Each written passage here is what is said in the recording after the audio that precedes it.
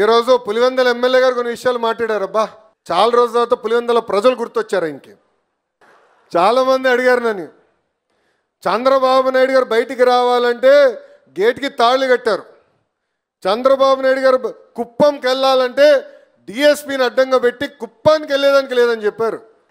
ఒక్క వ్యక్తిని పరామర్శించేదానికి వెళ్ళి ఏకంగా ఇద్దరిని చంపొచ్చాడు. అబ్బాయి ఒకరినేమో అంబులెన్స్లో చంపారు, ఇంకొకరేమో పబ్లిక్ మీటింగ్లో ఊపిరాడిగా చనిపోయాడు. జెడ్పీటీసీ గురించి ఏం చెప్పాలి? డిపాజిటే రాని పరిస్థితి. పులివెందుల్లో స్వేచ్ఛగా ఎన్నికలు జరిగితే అందరం కష్టపడితే జగన్ అనే వ్యక్తి గెలిచే స్థితి ఉండదు. అది దయచేసి మనందరం గుర్తుపెట్టుకోవాలి. కష్టపడాలి, ప్రజల దగ్గరికి వెళ్ళాలి, ప్రజలతో మనం మమేక్యం అవ్వాలి.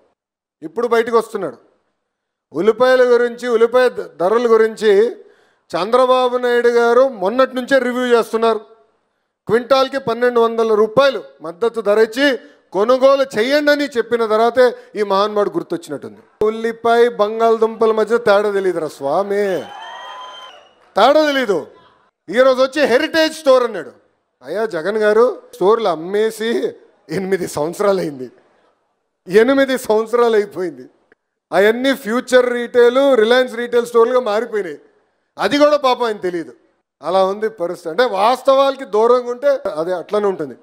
అందుకే వాస్తవాల దగ్గర ఉండాలా, ప్రజల సమస్యలు తెలుసుకోవాలా, ప్రజలతో మమేక్యం అవ్వాలా. మన పార్టీలో ఏ మార్పు రావాలో దానికి మనందరం అహర్నిశలు కష్టపడాలని ఈ సభాముఖం మిమ్మల్ని అందరినీ కోరుతున్నాం. ఈరోజు హామీలు, పెన్షన్ 200 రూపాయలు పెన్షన్ 2000 ఎవరు చేశారండి? మనం చేసాం. 3000 రూపాయలని ఒకే సంతకంతో 4000 రూపాయలు చేసింది ఎవరు? తెలుగుదేశం పార్టీ. దశల వారీగా 1 సంవత్సరం ఇంత, 1 సంవత్సరం అంతలా ఒకే షాట్లో పెంచాం. వికలాంగులకు వస్తున్న 3000 రూపాయలు పెన్షన్ 6000 రూపాయలు చేసింది ఎవరు? మన పార్టీ. అంటే సంవత్సరానికి 72,000 రూపాయలు వాళ్ళకి వస్తుంది.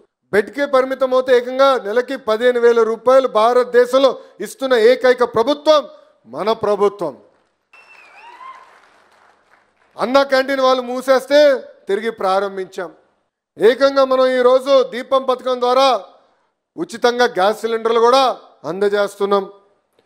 ఇంకో పక్కన తల్లికి వందనం మొన్న డబ్బులు వేసాం. అన్నదాత సుఖీభవ మొదటి విడత డబ్బులు వేసాం. ఇంకా స్త్రీ శక్తి మహిళలకు ఆనాడు హామీ ఇచ్చాం. ఆర్టీసీ బస్సులో ఉచితంగా ప్రయాణించే హక్కు మీకు కల్పిస్తాను, కల్పించిన ఘనత కూడా ఈ ఎన్డీఏ ప్రభుత్వం అందని ఈ సభాముఖం మీ అందరికి తెలియజేస్తున్నాం. ఇచ్చిన హామీలు ఒక పద్ధతి ప్రకారం ఒక పక్కన నిలబెట్టుకుంటున్నాం. ఇంకో పక్కన మన్ని అంత మెజార్టీతో గెలిపించారంటే ప్రజలు ఉద్యోగాలు, ఉపాధి కల్పించమని. నా ఇప్పుడు కూడా గుర్తు, పాదయాత్రలో గంగాధర్ నెల్లూరు కాన్స్టిట్యున్సీలో చివరి గ్రామం, ఆ తర్వాత నైట్ హాల్ట్. ఆ గ్రామంలో నడుస్తుంటే ఒక తల్లి కూర్చుంది, మంచిగా బజ్జీలు వేస్తుంది, బోండాలు వేస్తుంది. తల్లి పక్కన కూర్చున్నాం. తల్లిని అప్పుడు అడిగా, ఏంటమ్మా ఎలా ఉంది పరిస్థితి, ప్రభుత్వం నుంచి మీరేం ఆశిస్తున్నారని. అప్పుడు తల్లి చెప్పింది, 30 సంవత్సరాలుగా అక్కడ అమ్మ బోండాలు అమ్ముతుంది. 30 సంవత్సరాలుగా రూపాయి జమ చేసింది. మద్యంకి భర్తని పోగొట్టుకున్న వ్యక్తి. ఆమెకి 2 అబ్బాయిలు, ఇద్దరిని బాగా చదివించింది. చదివిచ్చే ఆమె నన్ను ఆ రోజు కోరింది, మా 2 అబ్బాయిలకి ఉద్యోగం కల్పించండి, ఇంకా ప్రభుత్వం నుంచి నాకు ఎలాంటి అవసరం లేదని. అంతేకాదు అనంతపురం జిల్లా పెనుగొండ నియోజకవర్గం, అమ్మగారి నియోజకవర్గం, కియా ఫ్యాక్టరీ అక్కడనే ఉంటుంది. మనోళ్ళు హైవే పైన నడిపించారు. ఆ కియా ఫ్యాక్టరీకి దారి హైవే 10 కిలోమీటర్లు, ఒక్క గ్రామం లేదు రాబాయ్. మంచి ఎండల్లో నడిపించినారు. ఒక్క ఫోటో సెల్ఫీ దిగాలి, కియా ఫ్యాక్టరీ మనంగా తీసుకొచ్చింది, ప్రజలందరూ తెలియజేయాలని. అడుగడుగున ప్రజలు ఆపారు. దాంట్లో ఒక చెల్లమ్మ వెనకాల నుంచి పరిగెత్తుకుంటూ వచ్చి, అన్నా మీతో మాట్లాడాలి అనేది. ఏంటమ్మా నడుస్తూ మాట్లాడు అన్న. లేట్ అయింది, నడుస్తూ మాట్లాడాను. అప్పుడు ఆమె చెప్పింది, మీ నాన్నగారు తీసుకొచ్చిన కియా ఫ్యాక్టరీకి యాన్సిలరీ కంపెనీలు వచ్చినాయి. అంటే అద్దం తయారు చేసే కంపెనీ, బంపర్ తయారు చేసే కంపెనీ, సీట్లు తయారు చేసే కంపెనీ, మన సీట్ బెల్ట్ కూడా తయారు చేసే కంపెనీ. అలా ఒక కంపెనీలో నేను పనిచేస్తున్నాను, నెలకి 40,000 రూపాయలు నేను సంపాదిస్తున్నా. నాన్నగారు చంద్రబాబు నాయుడు గారికి ధన్యవాదాలు తెలుపన్నా అని చెప్పింది. ఆమెను అడిగా, దీని ముందర ఏం చేసేవాడు తల్లి? నేను ఇల్లు చూసుకునేవాడు నాన్న, ఇంజనీరింగ్ మెకానికల్ చేసే కానీ ఇల్లు చూసుకునేవాడు. ఇప్పుడు ఎలా ఉంది తల్లి అంటే, ఇల్లంతా నేనే నడిపిస్తున్నానన్నా అని గర్వంగా చెప్పింది. ఆ రోజే నిర్ణయం తీసుకున్నాం, ఉద్యోగాలు కల్పించాలి. అందుకే కొప్పర్తిలో ఈరోజు 2 కంపెనీలు ప్రారంభించాం. కొప్పర్తికి కనీసం 1,00,000 మంది పనిచేసే విధంగా కంపెనీలు తీసుకొచ్చే బాధ్యత నేను తీసుకుంటానని ఈ సభాముఖం హామీ ఇస్తున్నా. ఎందుకంటే రైతులు పిల్లల భవిష్యత్తు కోసం ఇచ్చిన భూములు. ఎలక్ట్రానిక్స్ కానివ్వండి, ఇతర సంస్థల్ని ఇక్కడ తీసుకొచ్చే బాధ్యత మేము తీసుకుంటాం. పక్కనే కడప ఎయిర్పోర్ట్ ఉంది, రైల్వే సైడింగ్ ఉంది. ఇంత అద్భుతమైన ఇండస్ట్రియల్ పార్క్ భారతదేశంలోనే ఎక్కడ ఉండదు. అందుకే పెట్టుబడులు తీసుకొచ్చే బాధ్యత మీ లోకేష్ తీసుకుంటాడు. అభివృద్ధి చేద్దాం, సంక్షేమం చేద్దాం, కానీ రాజకీయం కూడా చేయాలి. గెలిచేసాం అంత బాబు గారు చూసుకుంటారు, గెలిచేసాం అంత లోకేష్ చూసుకుంటాడు. కుదరదు. అధికారంలో ఉన్న ప్రతిపక్షంలో ఉన్నట్టే వ్యవహరించాలి.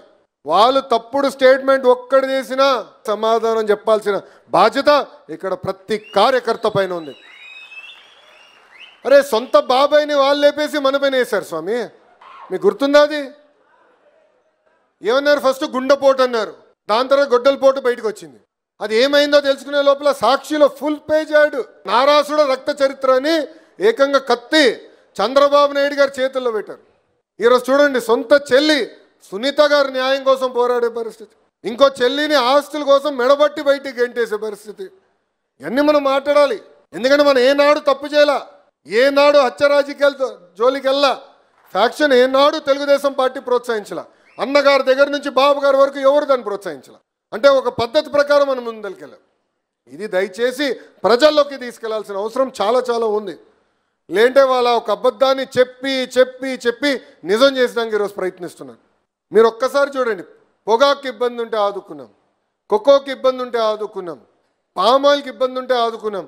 ఇప్పుడు ఏకంగా ఉల్లిపాయలు కూడా ధరలు తక్కువ ఉన్నాయంటే చంద్రబాబు నాయుడు గారు రివ్యూ చేసి 1200 రూపాయలు మద్దతు ధర కూడా ప్రకటించారు. కానీ అయినా అబద్ధం చెప్తున్నాడు. 8 సంవత్సరాలు నమ్మేసింది, ఇంకా అబద్ధాలు చెప్తాడు. మామిడి రైతుల విషయంలో కూడా అదైతే అచ్చు సినిమాలాగా తీశారు.